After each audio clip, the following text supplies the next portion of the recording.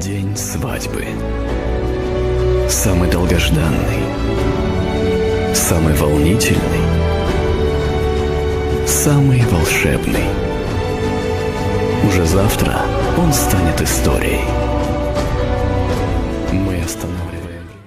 شد ابر و پارم پارم چشمک بیزن ستارم شد ابر و پارم پارم چشمک بیزن ستارم کردی دلی مرا شد تابان شدی دوباره